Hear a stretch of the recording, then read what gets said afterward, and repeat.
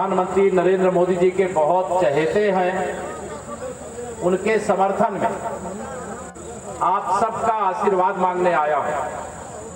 मैं चाहता हूं कि 2019 से भी भारी अंतर से 2024 में आदरणीय पंकज चौधरी जी को यहां से विजयी बना करके भेजिए। आपका आशीर्वाद मोदी जी के पास पहुंचेगा और तीसरी बार मोदी सरकार बनेगी, यह मैं आप सबसे अपील करना चाहता हूं।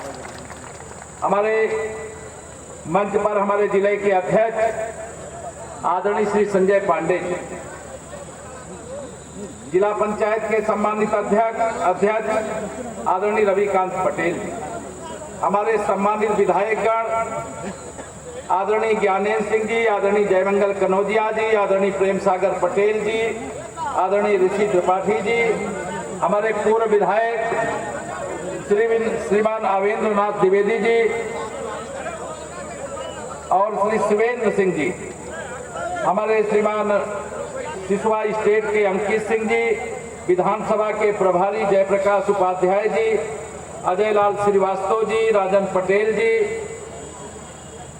मंच पर हमारे सम्मानित जितेंद्र पाल सिंह जी, दुर्गा प्रसाद अग्रहरी जी, संतोष सिंह जी, अमरीश यादव जी, धीरेन्द्र प्रताप सिंह जी, गिरजेश जायसवाल जी, शिवनाथ मदेशिया जी, राजेश्वर तिवारी जी, जितेंद्र बहादुर सिंह जी, रणजीत सिंह उर्फ पप्पू सिंह जी, नाथू चौधरी जी, मुरली मनोहर जी, अमरनाथ जी, नाथू पटेल जी, रामहरक गुप्ता जी और यहाँ मंच पर जितने भी भारतीय जनता पार्टी और गठबंधन के हमारे साथी दल के कार्यकर्ता पदाधिकारी बैठे वह और सामने मेरे बूथ अध्यक्ष हो और चाहे अन्य कोई पदाधिकारी, सभी पार्टी परिवार के कार्यकर्ता साथी, यहाँ बड़ी संख्या में मेरे बड़े बुजुर्ग इस चिलचिलाती धूप में आपकी इतनी भारी उपस्थिति यह बता रही है कि विपक्षी प्रत्याशी जो सपा कांग्रेस गठबंधन का है उसकी जमानत जब्त हो चुकी है। यहाँ कमल खिल चुका है और बहुत बड़े अंतर से आप यहां से आदरणीय पंकज चौधरी जी को विजयी बना करके भेजने वाले हो। सही बात है ये? दोनों हाथ में बताओ, सही है ना? ये 2024 का ऐतिहासिक लोकसभा चुनाव है। इस चुनाव में एक तरफ सपा कांग्रेस का गठबंधन है जिसका भविष्य अंधकार में है, जिसकी नाव डूब चुकी है, जिसका सूर्य अस्त हो चुका है। एक तरफ वो है, एक तरफ भारत को विश्व गुरु बनाने वाले, भारत को विकसित राष्ट्र बनाने वाले, भारत को गरीबी से मुक्त कराने वाले, भारत की माताओं बहनों के सम्मान के लिए सरकार का खजाना खोल देने वाले माननीय नरेंद्र मोदी जी के नेतृत्व वाली सरकार है, जिसे तीसरी बार आपको अवसर देने का मौका मिला। ये विरोधी लोग कहते हैं कि हम तीसरी बार मोदी सरकार नहीं बनने देंगे। मैंने कहा तुम्हारे लिए तो मेरी माताएं बहनें ही पर्याप्त हैं, तुम्हें हराने में क्यों? बताइए माताओं बहनों, सही है कि नहीं सही है? मेरी माताएं बहनें ही समाज की आधी आबादी हैं। सपा बसपा कांग्रेस का सुपड़ा तो मेरी महिलाएं ही साफ कर दे रही हैं। मेरे बुजुर्गों का आशीर्वाद तो इनकी जमानत जब्त कराने का काम कर रहा है। मेरे नौजवानों का साथ वह तो एक ऐसी ताकत बनकर के खड़ा हुआ है कि इनको लग रहा है कि जो हवाई दावे लगातार लोकसभा चुनाव के ऐलान से पहले कर रहे हैं, उनकी हवा जैसे 2014 में आपने निकाल दिया, 2017 में निकाल दिया, 2019 में निकाल दिया, 2022 में निकाल दिया, 2024 में वह हवा निकलने जा रही है। आप विश्वास रखना 2027 में ये सपा बसपा कांग्रेस खोजने से भी यूपी में और महाराजगंज में नहीं मिलेगी, नहीं मिलेगी।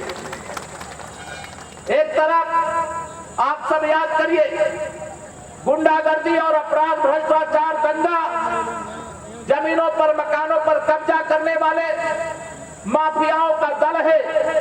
दूसरी तरफ गरीबों की सेवा में अपना जीवन समर्पित कर देने वाले माननीय प्रधानमंत्री श्री नरेंद्र मोदी जी के नेतृत्व में भारतीय जनता पार्टी का गठबंधन है।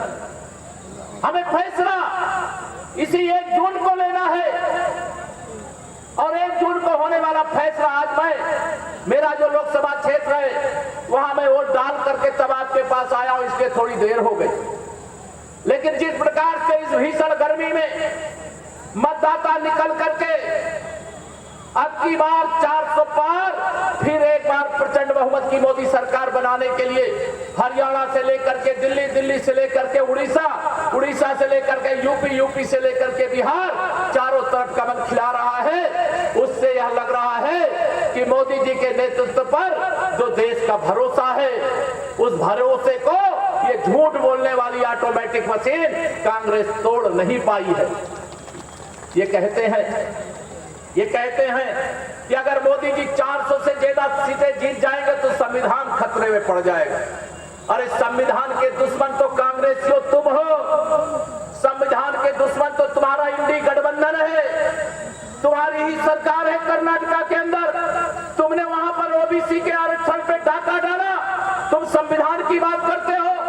देश में आपातकाल लगाने का पाप और अपराध कांग्रेसियों तुमने किया और तुम संविधान की बात करते हो। 100 से ज्यादा चुनी हुई सरकारों को बर्खास्त करने का काम कांग्रेस ने किया, वो संविधान की बात करते हैं। माननीय मोदी जी के नेतृत्व में जब से सरकार बनी है, तब तो संविधान के निर्माता बाबा साहब भीमराव अंबेडकर का स्वप्न साकार होना शुरू हुआ है। नहीं, कौन ध्यान देता था गरीबों का? बताओ, मोदी जी के आने से पहले गरीबों का कोई ध्यान देता था क्या? दोनों हाथ रख बताओ, देता था कोई ध्यान?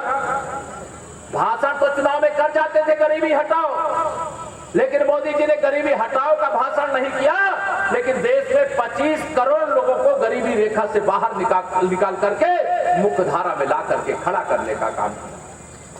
सरकार तो कांग्रेस की 60 साल देश में थी, लेकिन जो मेरे मोदी जी ने 10 साल